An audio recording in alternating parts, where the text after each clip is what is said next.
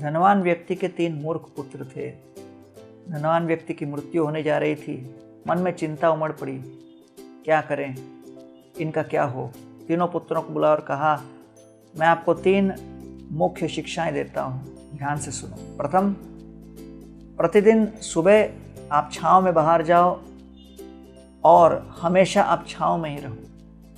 दूसरा, आप कभी ऐसी अवस्था में न रहो कि दूसरों से कुछ धन लेना पड़े। और तीसरा, जब भी कोई समस्या हो आप हमारे घर के पिछवाड़े में चले जाना। अब तीनों मूर्ख पुत्रों ने अपना अपना दिमाग लगाया। पहले ने कहा कि पिताजी ने कहा है कि कभी सर पर धूप न लगे, तो इसलिए चलो किसी को हम बुला लेते हैं जो अपने सर के ऊपर छतरी लेके घूमेगा। दूसरे ने कहा, हाँ, हम किसी से कुछ धन लेने की अवस्था में न रहें, इसलिए सारा धन हम बांट देते हैं।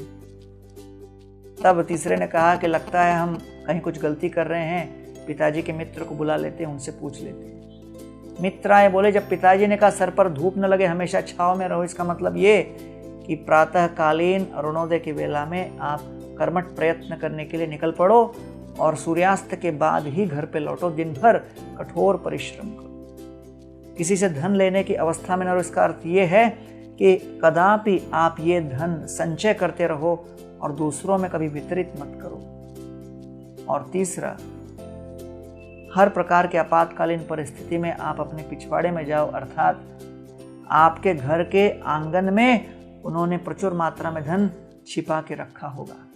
चलिए हम जाके देखते हैं।